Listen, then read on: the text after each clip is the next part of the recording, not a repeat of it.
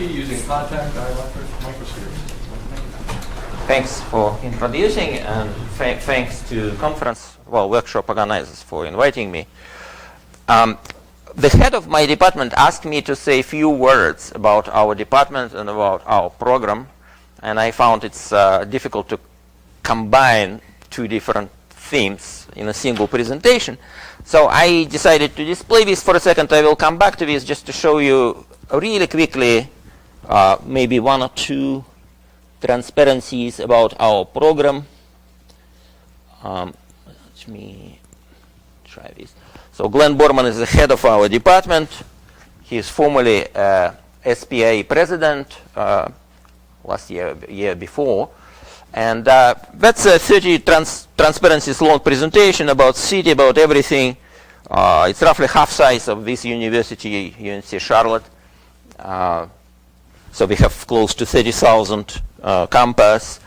We have 50 PhD student size program, PhD program. And I just wanted to, maybe there is a question, what is special about us? I would say really interesting point which I enjoyed and benefit in my research and my students mostly is being an applied and interdisciplinary. That would be something we are trying to achieve. And how it translates for students, what does it mean in practice? We actually created several centers which are called NSF, Industry University Collaborative Research Centers. There are many centers like this in this country, close to maybe 100 or 200 even. And it's a really interesting experience because it's small scale projects, typically $50,000 per year for supporting students. Usually funding is provided by companies, and these companies are on the board of this center. So there are a couple of events each year where we're judging different projects. What is great for students is that it puts students in interaction with this industry, basically with the company people, and helping them in finding first job after graduation. So like the story of success is really strong. We have more than half of our students which landed at very good companies here in the US with very good salaries. Actually, we're collecting now data about their first salary immediately after graduation. It's a really impressive number going to be, but I don't like to show it because we need to confirm finally these numbers, but it's it looks like it's a very good sign of successful program we have. Now, we have pretty much similar stuff, lots of faculty, different things. I just want to probably to show you one of the slides, just example of this. One of the center which I am part of is Center on Metamaterials. It's a similar center. We have half members which are companies, half members are governmental labs. My funding is provided by Air Force Research Lab. So we're paying annual fee close to $50,000, which we're just voting how to spend for these, proposals, projects submitted by faculty. And this is another center more recently created on a freeform optical team. All centers are interdisciplinary. In this case, it's Tom Soleski and Angelo from our department, and these guys were from mechanical engineering, showing you this interdisciplinary kind of attitude and culture existing at our campus. I would like to finish with this because it's a really long presentation, and I need to move to my presentation to actually show you an example of research which we have. Hopefully excited about this super resolution research. I asked a question to Joseph at the end of previous presentation about optical super resolution. This would be one of the examples of this work. So I have a small group, couple of PhD students. Aaron is my recent graduate who is still around, and he's looking for a postdoctoral position or some other position after graduation. I have visiting professors. The previous year it was professor from France, now professor from China. I have multi-year collaboration with Air Force Research Lab, and the contribution are, of course, discussions, some flux of ideas, mainly fabrication, because we have very nice fabrication facility run basically using money of taxpayers, I guess, so it's very nice. So we have a lot of opportunities, best equipment for fabrication of nanoplasmonic structures, which is a part of this research. What I found particularly nice about this for students is that I'm coming to this place each summer, like a faculty summer for many years. I'm taking always my students with me. So they have this unbelievable experience, working with top class researchers, at this organization with this research culture. They're exposed to this research culture. It's interesting. It's different experience from the university. We're all very happy to take these summer internships. So I would strongly advise you to experience something like this in future. I have also collaboration with Alex Maslov, who quite interestingly spent many years here in Tucson as a research scientist at Canon America Optical Labs. And eventually he had to leave because of his mother and his family issues, and he's now professor in Russia, University of Nizhny Novgorod. He's a wonderful theoretical scientist, capable of extremely high-level numerical modeling, like writing all codes himself. So never using any commercial software, just writing code for any problem.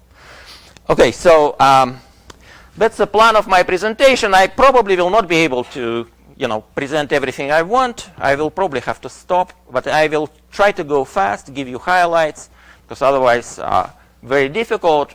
After introduction, I will speak about some theoretical predictions of imaging through microspheres. Resolution is close to lambda over 4, maybe lambda over 5.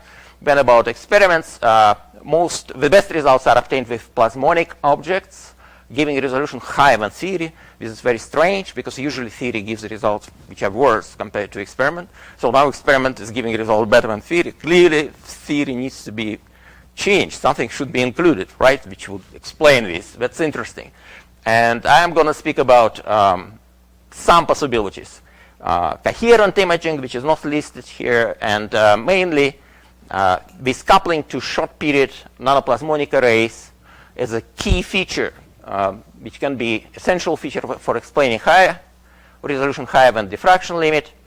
And then about applications to biomedical objects, F-actin proteins, actually where we showed most recently this resolution on the order of lambda over 7, which is better than diffraction limited resolution. So I want to start from this. This is an exciting piece of history. Anthony van Leeuwenhoek, maybe name known to you from high school physics, right? And what is peculiar about this story, this great man never published a single paper in a scientific journal, right? What he did, he was interested in microscopy, and he sent his observations as letters which he sent to London Royal Society. And he sent a lot of these letters. I forgot the number, maybe 100 or something. Large number of letters. And these people, academicians, they were skeptical in the beginning about all this, because he informed them about observation of this microworld, which they called animalculous, because they had no idea what he's sending to them.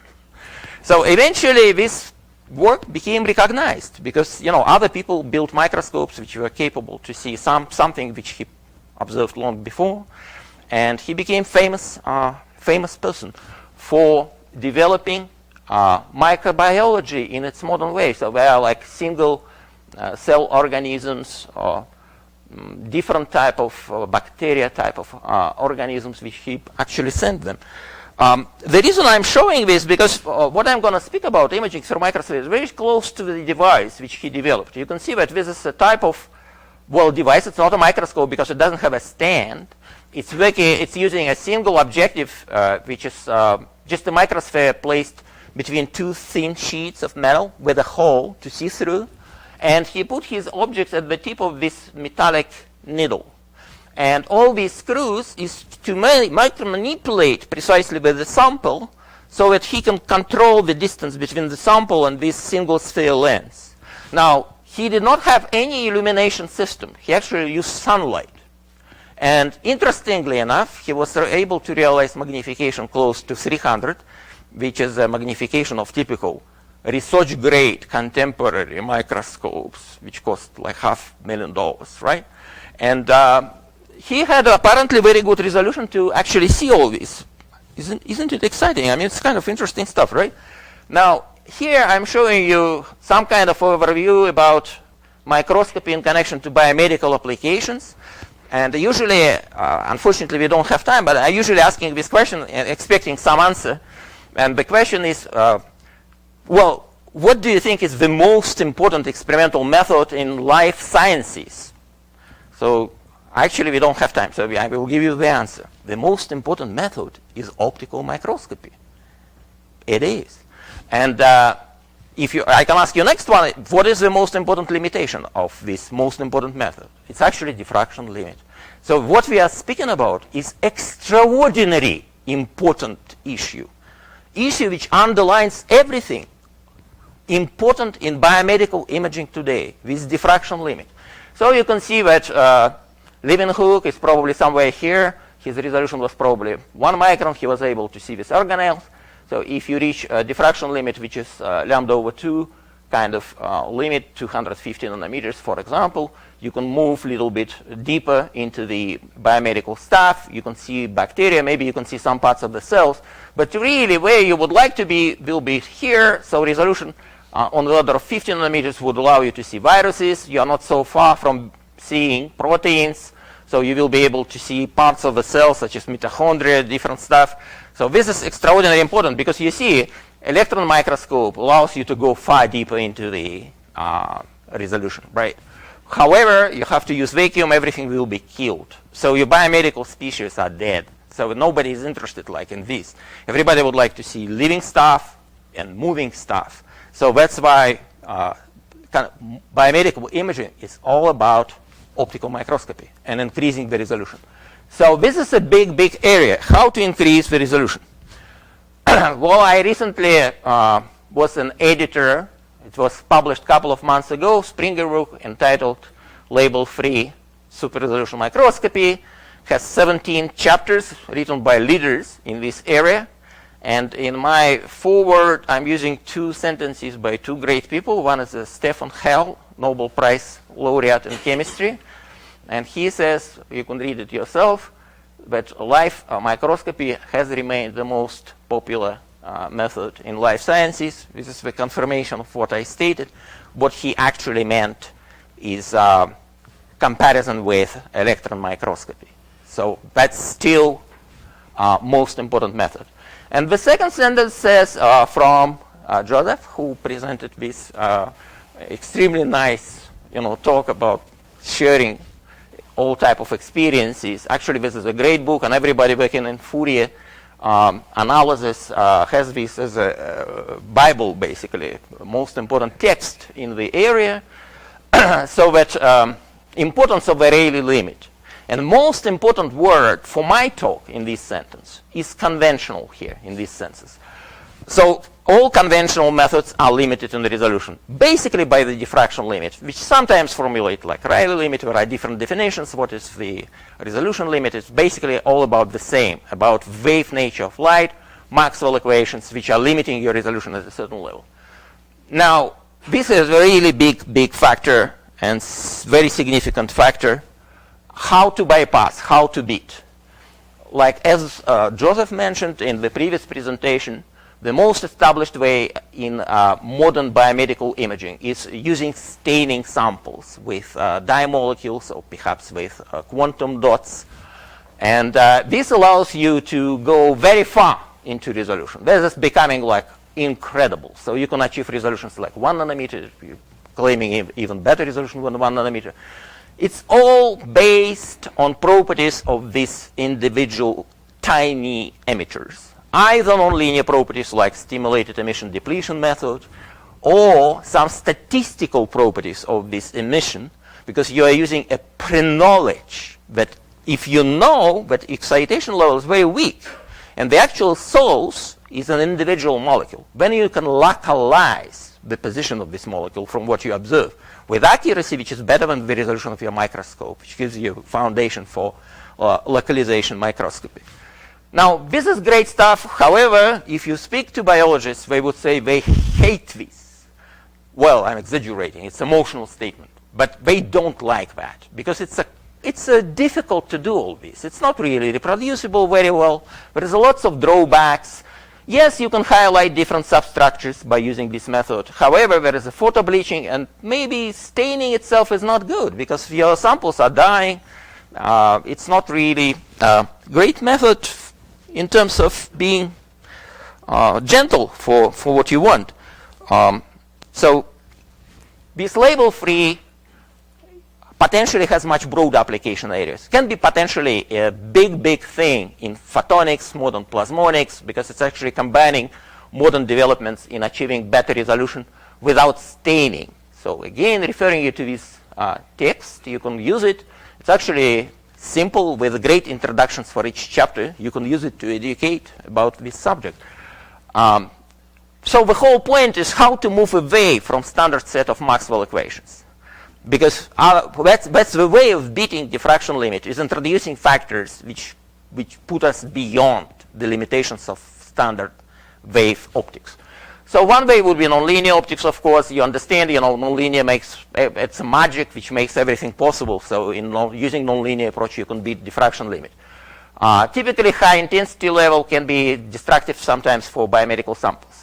The next way would be near-field scanning. The idea is that in near-field proximity to your nanoscale objects, you actually have this structural information on very fine scale, far beyond the diffraction limit. But if you allow this light to propagate in the lambda vicinity to your nanoscale object, you are losing this information. So everything becomes far-field, and you don't have this resolution anymore. So the idea is to use some kind of nanoscale, nanotip, and scan the sample, keeping it very close to your object in this near-field vicinity, proximity to your object. And the payment for this is very slow, difficult to do, not great, but works. Okay. Now, for the next one is most exciting and very modern thing. It's designing some artificial media structures, super lenses, hyper lenses, structures with different dispersions for elementary excitations, in this particular media, to get this super resolution. You can ask, well, it's basically rooted in the first paper by John Pendry about near-sighted lens published in 2000, and then it was a lot of development with super lenses, for example.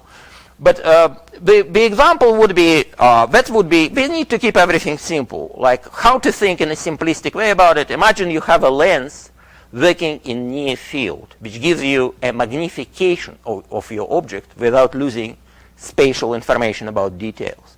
Now, on the second step, you can use far field optics and you can observe your magnified image. But because of the first step, when you increase the size, you boosted your resolution, right? So that's the idea. So that's one of the big ideas in this area, how you can build super resolved microscope, which will be label-free by designing this kind of media. Now, then there are some particular ways related to clever ways of treating imaging as informational problem, because you can use different tricky ways of illuminations when you are encoding illumination using different special ways of extracting the information. I don't have time to go into this explaining, but I will touch on structured illuminations, but there are many other ways what you can basically try to increase the resolution. Now I'm switching gears a little bit and coming back to this microspherical imaging and to Leeuwenhoek. You can see that in Leeuwenhoek's, well, it was not a microscope, it was a sum tool. He actually used some gap between the microsphere or sphere in his ball lens, let's call it, and the object. And the modern feature about similar technology is to remove this gap. So it's all related to Gordon Kinna's idea about solid immersion lens in the beginning of the 90s. And it's all related to famous Abbe formula about resolution, which is a classical formula. But the interesting feature is that the resolution, the distance between two minimally separated features which you can still discern, resolve, It's D. It's called D. It's actually determined by this formula where you can see n in denominator, and this sign theta is basically just an angle. So if you have like collection in a half space, then it will be 1. So we can forget about it if you can collect light for all directions. And he designed this lens where you can fill the object space with high index lens index, and it gives you decrease of the resolution. So you can think about this imaging if you put microsphere in contact with the object, similar to solid immersion lens. And n would come from the index of the microsphere, which has highest index, and you can increase the resolution. And what we suggested in this area, well, you can say this is trivial. It's actually not, because some people say you cannot use this for some reason because of the peculiarities of this virtual imaging. You cannot do this with high index. But we suggested to use it high index in combination with liquid immersion, or maybe embedding microspheres. We actually got a patent on this, and it's becoming very popular because it's becoming a very popular method in biomedical imaging. You can actually see viruses, by using imaging through these microspheres, liquid immersed microspheres in contact with the object. And well, you can estimate, you can get resolution lambda over 4, for example, if you use n equal to 2 here for high index microlens. But actually, I would like to show you even better resolutions in the case of nanoplasmonic imaging. Now, this is about theory, and I'm just going to give you some brief highlights. We actually developed theoretical methods allowing us to calculate the images, directly get the resolution by solving Maxwell equations. Generally, it gives you a confirmation of the resolution numbers, which I already stated using simplistic approach based on analogy with solid immersion lens. So this is a correct way of solving the problem. Sometimes people using focusing instead of imaging by calculating what is called now photonic nanojet, which is a very narrow, tightly focused beam here created by incident plane waves. And they are saying that the size of this beam is your resolution, which is wrong. So actually, you cannot do this. And the reason why you cannot substitute the true resolution with calculating with photonic nanojets, because reciprocity principle does not apply in this case. This is fully based on a reciprocity principle. And reciprocity is applicable only for tracing the same optical mode. So you need to apply reciprocity principle to exactly the same mode. And then in most of the system, you will get reciprocal behavior. You can go in both directions. You can study focusing. For imaging, imaging goes in the opposite direction, right? So now it's very different. You can immediately see it from the first side, because this is plane wave. You have something focused over here. Here you have usually point dipole, which creates you a different modes, which are then used for imaging. And there's a number of these papers using focusing. It's tens of close to 100 of papers. So it's interesting, kind of misleading thing is propagating in this community about this photonic nanojet. So what we suggest instead is just calculating the imaging. So you can see we do this in a simplified two-dimensional model. We are using two-dimensional, kind of circular, lens or ball lens, small size, usually few microns. So we are using cylindrical functions and expanding the field over a series of cylindrical functions. When we are matching the coefficients of this expansion to our source, we can use, for example, 2-point dipoles as our source, which allows us to find coefficients and to find the field everywhere in space. So once we found the field everywhere in space, we can, for example, invert time, we can do back propagation, and we can calculate the virtual image, because virtual image is what you can see from top down in your eyepiece, in your microscope, right? So we can actually calculate what you can see exactly. This is interesting. So all these sunflowers look the same from the first side, but actually they are very different, because the top row shows photonic nanojets, which means you're launching plane waves from top down, and then you're just calculating what is focused over here. So this is like kind of real photonic nanojets. And this is actually images which you calculated by the procedure which I described before. And you can see that the imaging is very different from photonic nanojets. It's completely different, takes place at different distances, have different size. So in order to find the resolution, the only thing you have to remember, you have to divide the width of this image of the point source. This is point dipole over here. You can see this dark spot. This is point dipole, and this is its image. So you need to divide it by the magnification. The system also has a magnification, M capital. So after that, you have the resolution according to Schülzgen resolution criterion. Schülzgen resolution criterion tells you take full width half max of your image, taking into account magnification, and it will give you your resolution. And you can see that indeed it gives you different results compared to just a nanojet. So the straight line here is a width of the photonic nanojet close to lambda over 2. So this is inverse resolution here. So this is lambda over 2 level. And this is distance between point source and your lens.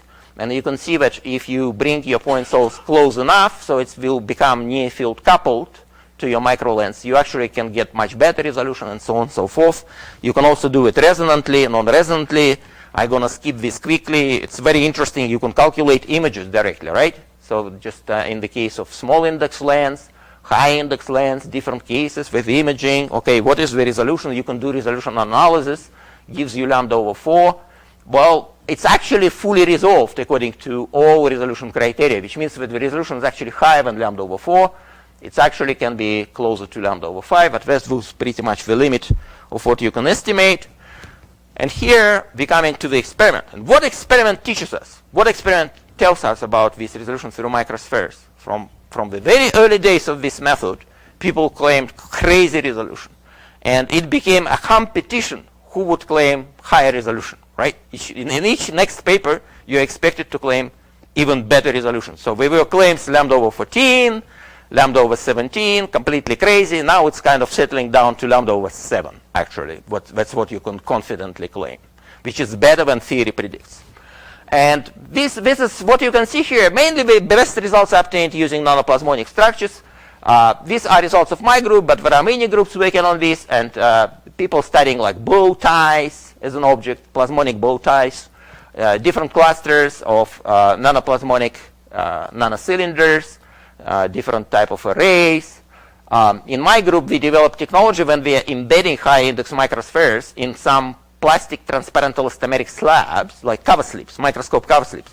And then we can just shift cover slips, and you can align different microspheres with different features in your structure. So that gives you translation capability, scanning capability.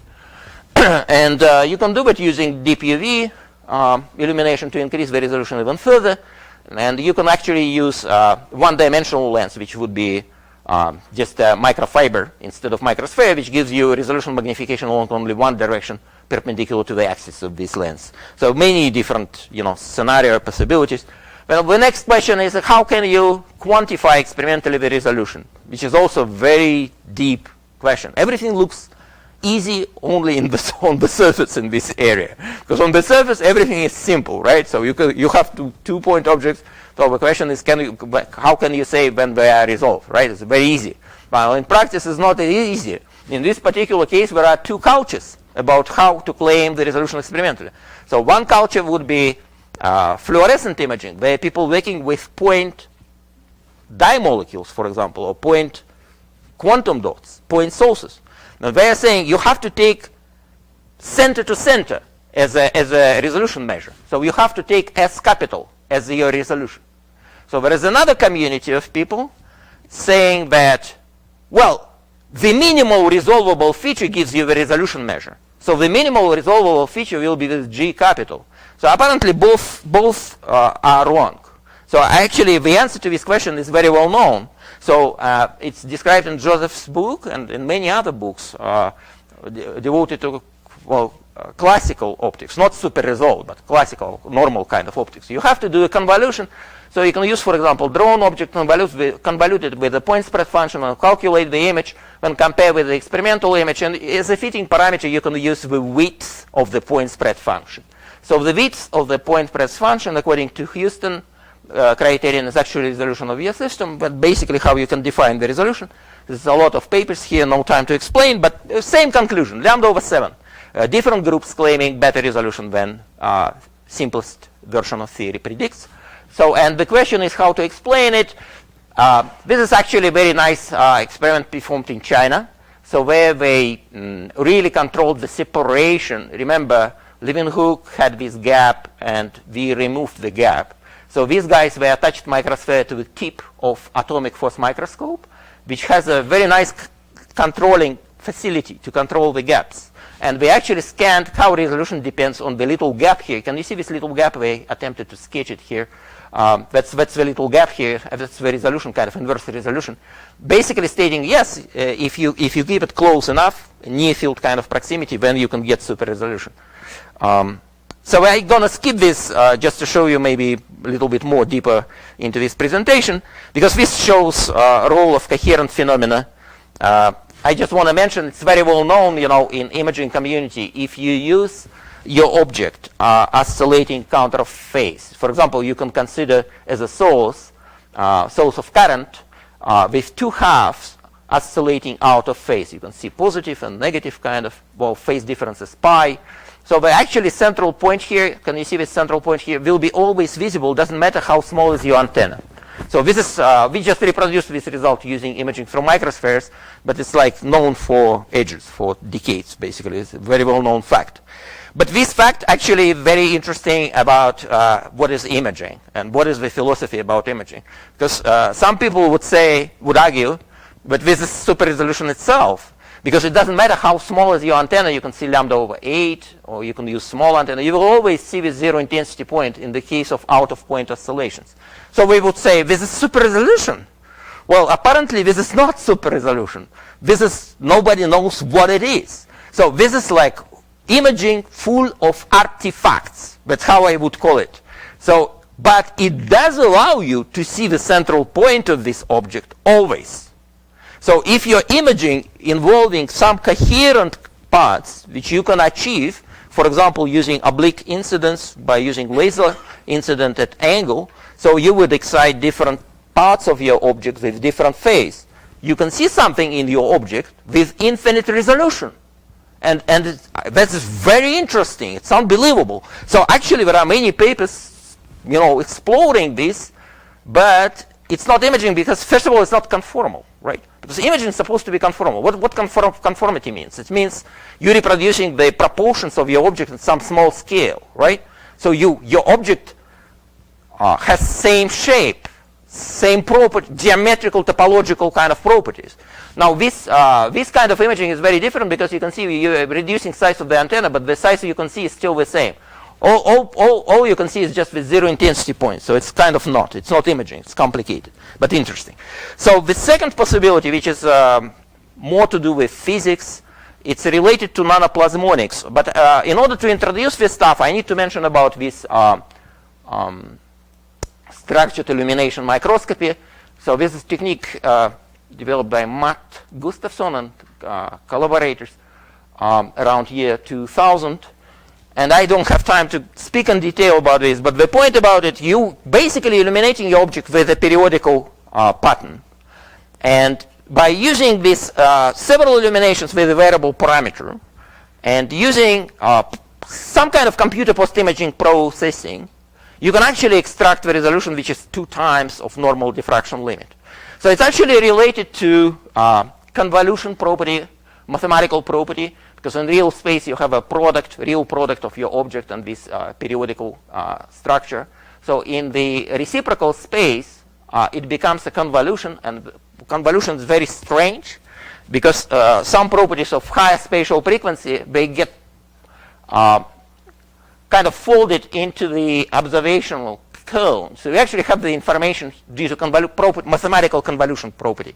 You can actually get this information about higher spatial frequency if you do post-imaging processing. Now, what people were interested to do is to use this in a more advanced form. So instead of using interference pattern, we're using nanoplasmonic array, and then putting different objects at the top of this nanoplasmonic array, and then using this procedure which I described before, trying to increase the resolution. And we performed some analysis of this. However, what I realized, because I was working with photonic crystals as one of my previous areas, so all these microscopists were kind of drawing these circles in reciprocal space. Thank you. And what you really have to do is you have to consider dispersions. And photonic crystal people, they know that. You have to consider energy versus wave vector dispersions. And after that, you can see this escape cone shown in gray color. These are basically waves which can be emitted in air. So when there are guided waves over here, so this line would represent wave propagating parallel to the surface in high index fraction of your structure. So in order, this green bar would represent observable energies like visible light, which you can detect on your microscope. So the idea is to fold dispersions back into the escape cone. And here, where you have this intersection, you can actually use it for this super resolved imaging. And if you do this analysis, you can see that you cannot really decrease the periods infinitely to increase the resolution. There is a certain limit. So if you using shorter and shorter periods, eventually you are folding away from this green stripe intersecting gray region. So there will be no intersection here. And we did this research. We studied different arrays with different periods. And some of these periods are far too small for this mechanism, which I described before, which is called surface lattice resonances. So they should not really work for super resolution. As counterintuitively, we actually saw super resolution with very short periods, 80, 100. It's all published last year in APL. We saw this, and this is just an example of what we saw.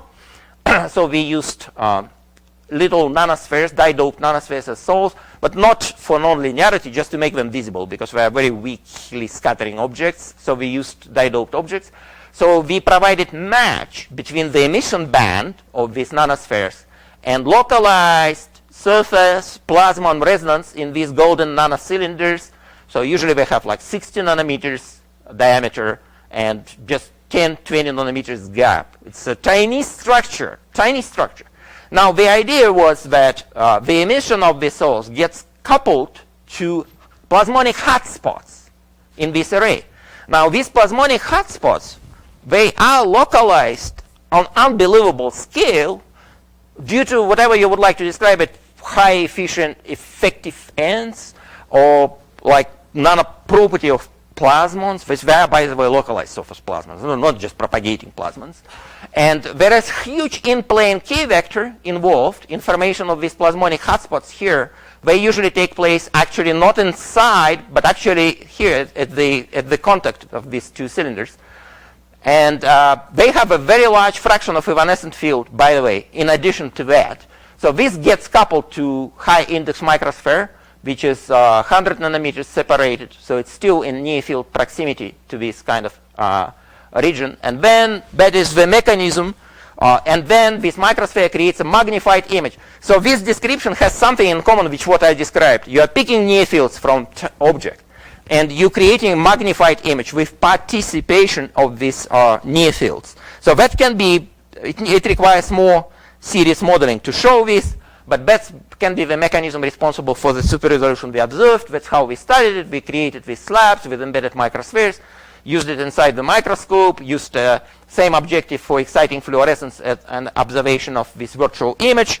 And that's our main result. You can see that if period of the array is larger than 150, 140 nanometers, actually the resolution is below solid immersion length limit.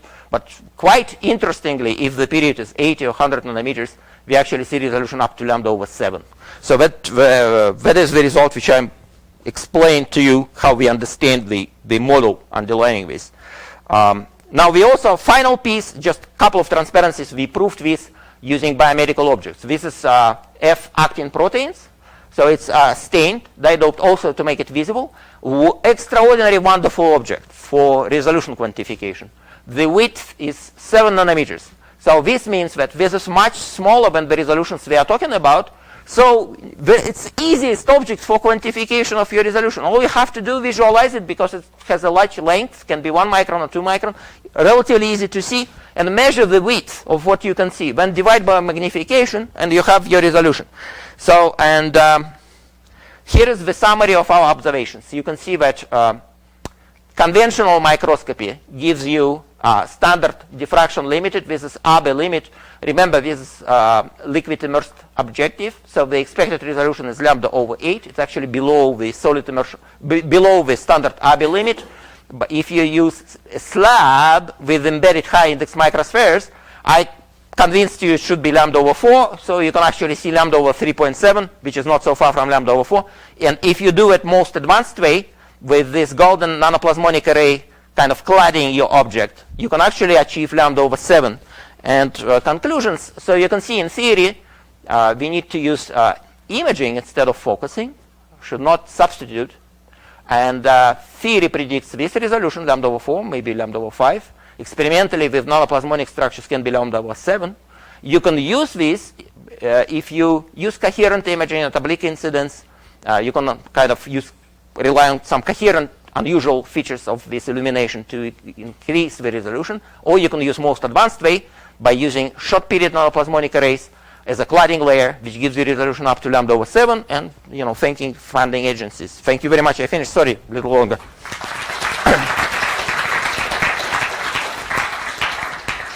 Very nice talk. Maybe I'll ask the next speaker to come up and we could take one question. Sorry, just trying to keep on schedule for the Mirror Lab tours. We need to start right after the session. So while our next speaker sets up, do we need to take one?